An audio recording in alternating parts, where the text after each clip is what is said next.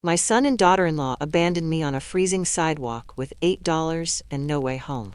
A week later, I held a $62 million lottery ticket in my hand and a chance to rewrite everything.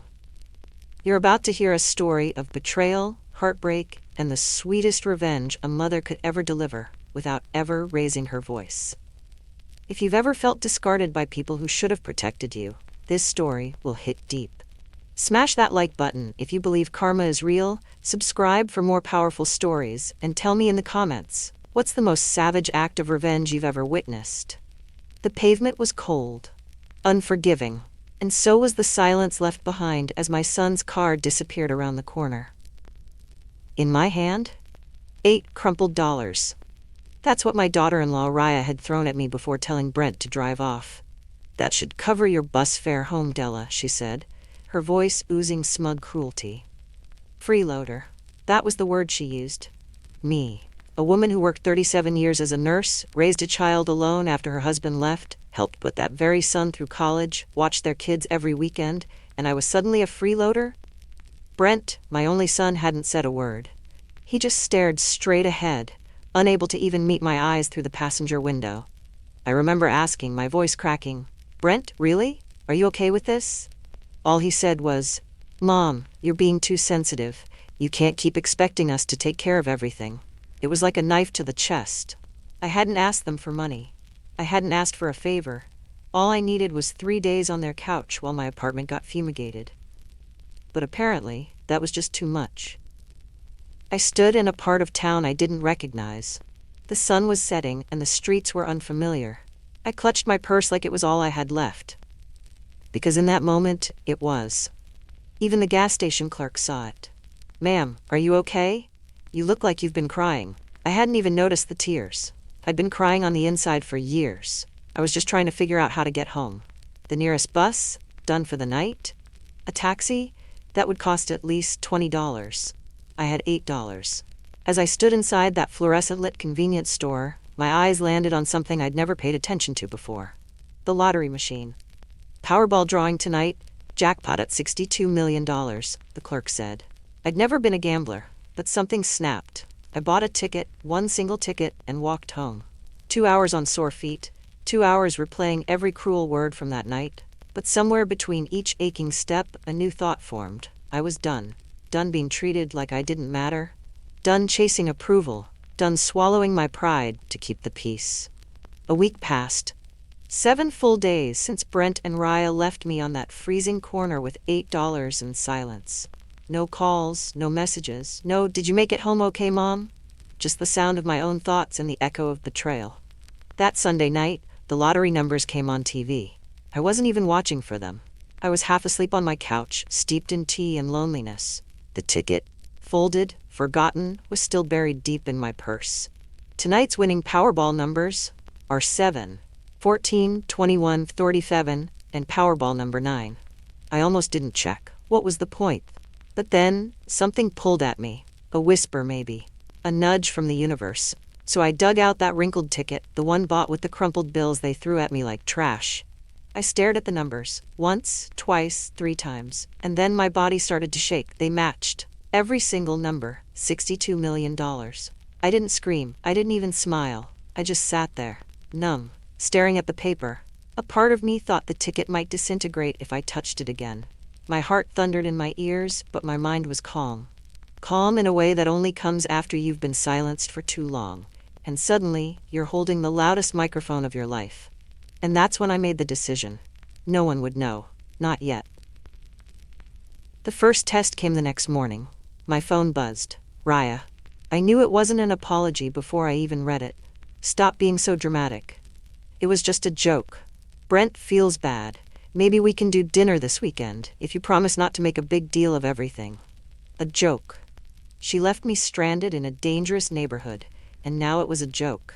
And that offer? A conditional dinner invitation if I promised to pretend none of it happened? A week ago I might have taken that bait. I would have made the potato salad. I would have apologized just to be allowed back in the room. But that woman was gone. I replied, "I'm busy this weekend." Almost instantly the reply came, "Busy with what? You never do anything." And there it was, that same casual cruelty. That assumption that I had no life, no plans, no purpose. I didn't reply. I didn't need to, because I had plans now, big ones. That Thursday, Brent called. "Hey Mom, about the other night? Raya feels bad." Not we. Not I'm sorry. Just Raya feels bad. Then came the real reason. "Can you watch the kids Saturday? Our sitter bailed, and we already bought tickets." So let me get this straight. They could spend $300 on a show downtown but couldn't give their own mother $20 for a cab ride?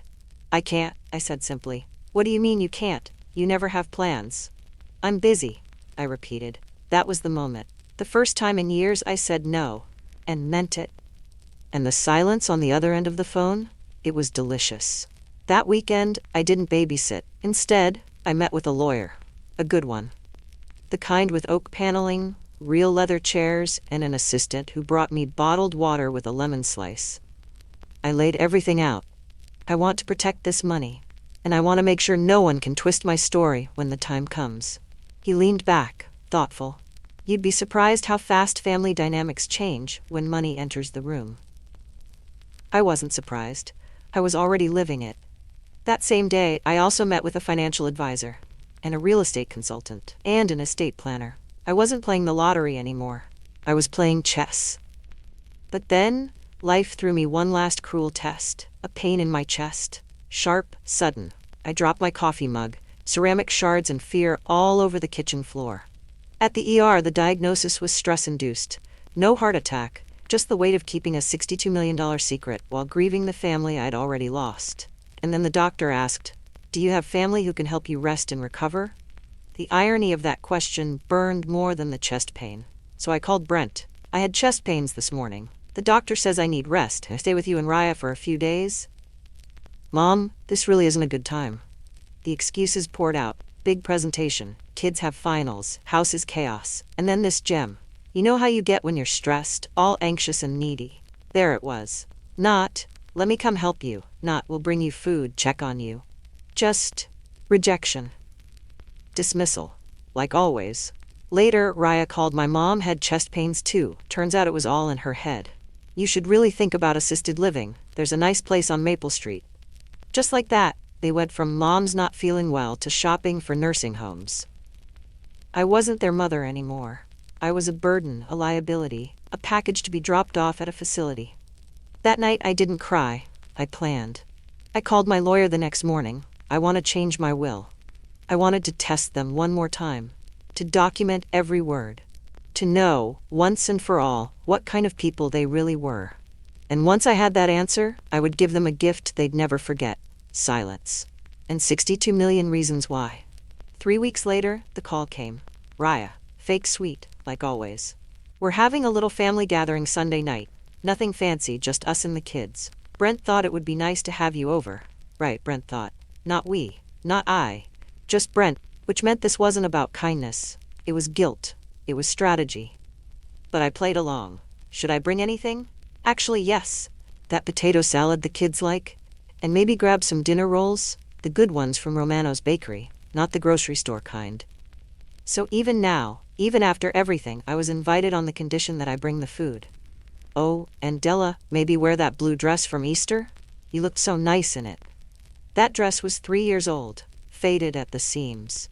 But of course, it was the best I could manage in their eyes. Sunday evening came. I stood on their porch, hands full, heart heavier, and listened to laughter spill from the windows. Inside, wine glasses clinked, candles flickered on the table, children giggled as they played. It looked like the perfect family moment. Except I wasn't part of it. Not really. Raya answered the door, dressed in a silk blouse that probably cost more than my monthly groceries. "Della, so glad you could make it. Come in, come in." She kissed the air beside my cheek and ushered me inside like a guest. Not like the woman who raised her children for free every weekend for 2 years. In the kitchen, I laid out my potato salad beside her catered roast and homemade dishes, still wearing price stickers underneath the fancy serving bowls. Brent appeared with a half-hearted hug and a casual, "Hey Mom, good to see you. How've you been feeling? Any more of those chest pain episodes?" Like he was asking about the weather. "I'm managing," I said. And there it was again. Managing. The word I'd learned to use to keep people from seeing how deeply I'd been breaking. Dinner started pleasantly enough. Emma and Jake talked about school. Brent bragged about a promotion. Raya gossiped about their neighbors. For a moment, just a moment, I allowed myself to pretend it was real. That this was the family I'd dreamed of. But then came the turn. Brent set down his fork, cleared his throat. So Mom, Raya and I have been talking. We think it might be time for you to consider some lifestyle changes. My stomach turned. What kind of changes? I asked. Raya leaned forward, her tone syrupy. We're just worried about you living alone, after those health scares. I have neighbors, I said. I can call 911. But that's not really a long-term solution, is it? Brent added. And then it hit me. They were doing it, presenting their plan, like I was a boardroom problem to be resolved. There's this wonderful place, Raya said, all bright and eager.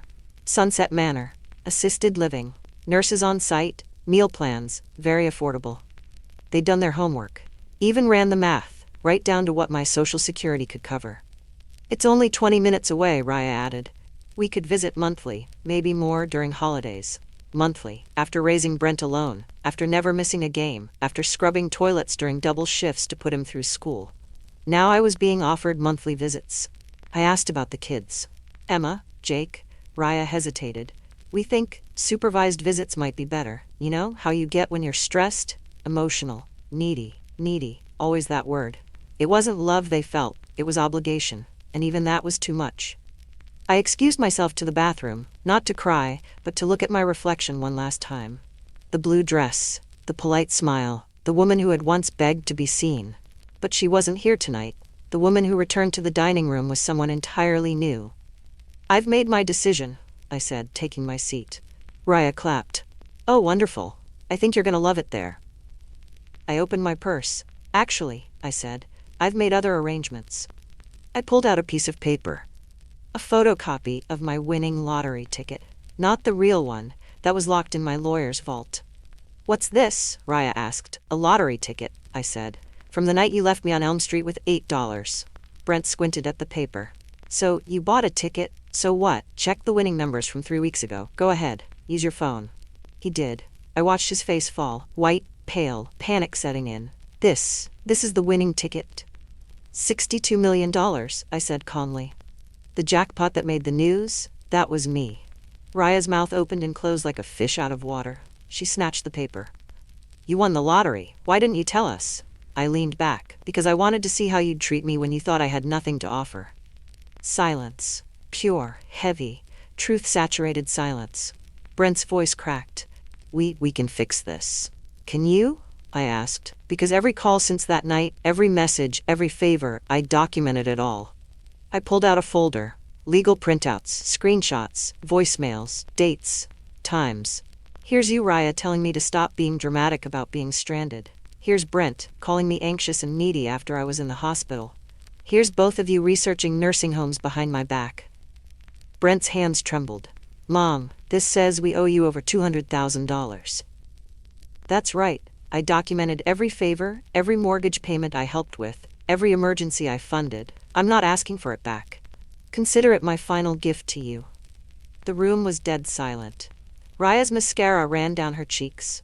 Brent was frozen, like a man who'd just realized the will he thought was his inheritance was never coming. I continued.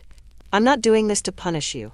I'm doing this because you've made it clear I'm only valuable when I'm useful, and I'm finally choosing to be valuable to myself. I stood up. They begged. Mom, please, we'll change. We can do better. We'll visit more. But I was already walking away. In the foyer, surrounded by family portraits that somehow never included me, I turned back one last time. This money changes everything. For me. But it doesn't change who you are. And now that I know who that is, I believe you. I walked out the front door and into the rest of my life. I didn't answer the phone that night, or the next night, or the one after that. Raya tried texts, Brent tried voicemails. I ignored them all. I wasn't being cruel. I was protecting my peace, because for the first time in 37 years, I was free. 5 months later, I stood on the porch of my new home. Not a mansion, not a flashy estate, but a beautiful, peaceful house nestled in the Colorado wilderness. 3 bedrooms, 2 baths, a wraparound porch, 20 acres of land that smelled like pine and independence. Every inch of it mine. Paid in full.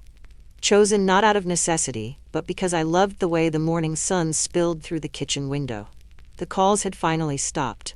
The last one came from Brent in January. His voice was ragged. "Mom, I know we messed up, but we're family. That has to count for something." I sighed gently. "It does count, Brent. It counted for 37 years. But family is supposed to be a two-way street, and you turned it into a one-way withdrawal. I don't know how to fix this." "You can't," I said. "Not with me. You can still be a better husband, a better father. But as for being a better son, you missed your chance." There was nothing left to say. We both knew it. That spring I met Margaret. She was 73, a retired schoolteacher who lived next door. We started having morning coffee together, evening walks, and long talks about books, gardens, and grief. She showed me what real friendship looked like. When I got food poisoning one night, Margaret brought over soup and a stack of old movies, and never once made me feel like a burden. She didn't tell me I was needy. She didn't suggest assisted living. She simply sat beside me and said, "Let me know if you need anything." I nearly cried, because that's all I ever wanted. On Saturdays, we went to the local farmer's market. I knew the vendors by name. They saved me fresh basil, asked about my garden. It was the first time in decades I felt seen, not as someone's mother or their problem, but just as me. And then one morning, my phone buzzed. Unknown number. My heart skipped. Even after 6 months, those alerts still made my chest tighten. But it wasn't Brent or Raya. It was Emma, my granddaughter. "Hi, Grandma. Mommy gave me your number. I miss you. Can I call you sometime?" I stared at the screen, fingers trembling. My breath caught. She was 9 now. Old enough to miss me. Old enough to ask why Grandma disappeared. I replied, "I miss you too, sweetheart. You can call me anytime." The response came instantly. "Can I call now?" I walked to the quietest corner of the market, away from the chatter and clinking produce stands, and I dialed. "Grandma?" Her voice was small, unsure. "Hi, baby girl," I said, my throat thick. "How are you?" "I'm okay. Mommy said you moved far away because you were sad." "Out of the mouths of babes." "Something like that, sweetheart." "Are you happy now, where you live?" The question hit harder than I expected. I looked around at the life I'd built, the calm, the silence, the self-worth. "Yes," I said softly. "I'm happy now." "Good," she said. "Mommy cries sometimes. She says she misses you." My heart cracked. "I miss her too," I admitted. "But sometimes love alone isn't enough to fix everything." After we hung up, I sat in my car and cried. Not from pain, but from truth. There was no going back. Not really. But maybe, just maybe, Emma would grow up and understand. And maybe someday, she'd choose herself too. That night, I called my lawyer, set up a small trust fund for Emma and Jake. Enough to help them, not spoil them. Enough for them to know Grandma still loves them, even from far away. Over the next year, my world grew richer than I ever imagined. I volunteered at the local senior center, teaching women how to manage finances and set boundaries. I traveled, not to beaches or cities, but to national parks, little mountain towns, and bed and breakfasts with hand-stitched quilts. I fell in love, slowly and unexpectedly, with a kind man named Robert. He listened. He valued my words. He made me laugh like I hadn't laughed in years. I wasn't desperate anymore. I wasn't invisible. I was alive. One quiet evening, as I deadheaded roses along the porch rail, Margaret asked me, "Do you ever regret it?" I thought for a moment. I regret that it was necessary. I regret the way they treated me. I regret the lies I told myself to hold it together. But do I regret leaving? No, I don't regret choosing myself. A year later, I got a card in the mail. It was Emma's 4th grade graduation. Inside, in careful 9-year-old handwriting, "I hope you're still happy, Grandma. I love you." I put it on my fridge, right next to photos of my garden, my book club reminders, and the invitation to Margaret's birthday dinner. I didn't call, I didn't send a gift, but I added $1,000 to her trust fund, a little note to my lawyer, "For all the graduations between now and high school, love, Grandma." Because love doesn't always look like showing up. Sometimes love means letting go. Sometimes it means protecting yourself. 2 years after that dinner that changed everything, I stood beneath a Colorado sunset, teacup in hand, and smiled. Not because my life was perfect, but because for the first time in 37 years, I wasn't begging anyone to see my worth. I knew it. And that made me the richest woman alive. Some stories don't end in reconciliation. Some end in liberation. And sometimes, that's the most beautiful ending of all. If this story hit home for you, if you've ever had to walk away from someone who couldn't love you the way you deserved, hit that like button and subscribe. And tell us in the comments, what's the most powerful revenge or self-love moment you've ever experienced? We read every single one.